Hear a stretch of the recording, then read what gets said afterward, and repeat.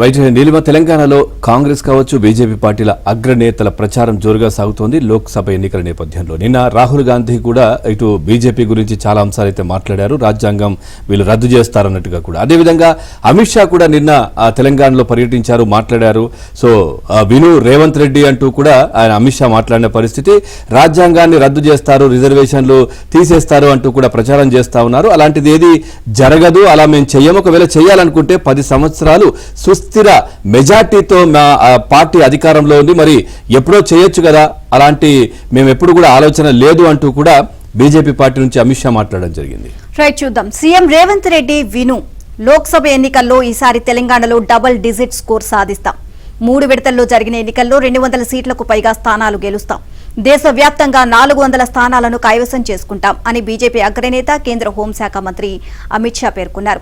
మోదీ మూడోసారి అధికారంలోకి వస్తే రిజర్వేషన్లు రద్దవుతాయి అంటూ కాంగ్రెస్ అబద్దాలను ప్రచారం చేస్తుంది అని, తద్వారా ఎన్నికల్లో గెలిచేందుకు ప్రయత్నిస్తుంది అని మండిపడ్డారు. 5 ఏళ్లు పూర్తి మెజారిటీతో ప్రభుత్వాన్ని నడిపిస్తామని, ఇక మరి రిజర్వేషన్లు రద్దయ్యాయా అని ప్రశ్నించారు. తెలంగాణ ఎస్సీ ఎస్టీ బీసీలకు అన్యాయం చేస్తూ ఈ వర్గాల రిజర్వేషన్ల నుంచి ముస్లింలకు 4% రిజర్వేషన్లు ఇస్తున్నారు అని విమర్శించారు. రాష్ట్రం నుంచి 10 లోక్సభ స్థానాలను బీజేపీ ఇస్తే ముస్లిం రిజర్వేషన్లను రద్దు చేస్తామని, పైగా రాష్ట్రాన్ని దేశంలోనే నంబర్ 1 చేస్తాము అని హామీ ఇచ్చారు.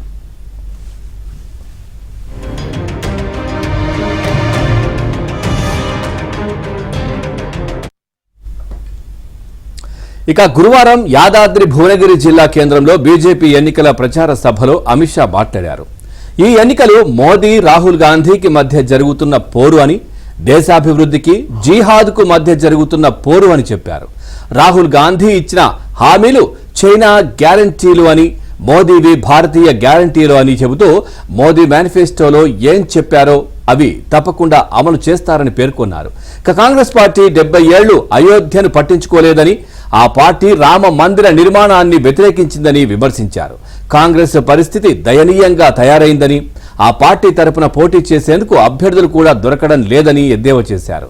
రాహుల్ గాంధీకి సన్నిహితుడైన భువనగిరి కాంగ్రెస్ అభ్యర్థి రాహుల్ సంతకాన్ని ఫోర్జరీ చేసి సస్పెండ్ అయ్యారని, అయినప్పటికీ ఆయన కాళ్లు పట్టుకుని అభ్యర్థిగా నిలబెట్టారని విమర్శించారు.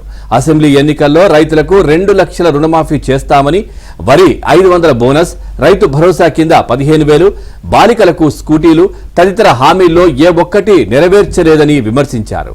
ఎంఐఎం నేత అసదుద్దీన్ బీఆర్ఎస్ కాంగ్రెస్ ఏబీసీ ఒక్కటేనని, షరియత్ ఖురాన్ ఆధారంగా తెలంగాణను నడిపిస్తున్నారని ఆరోపించారు. మజ్లీస్ బీఆర్ఎస్ కాంగ్రెస్ హైదరాబాద్ విమోచన దినం జరగకుండా అడ్డుకున్నాయని అన్నారు.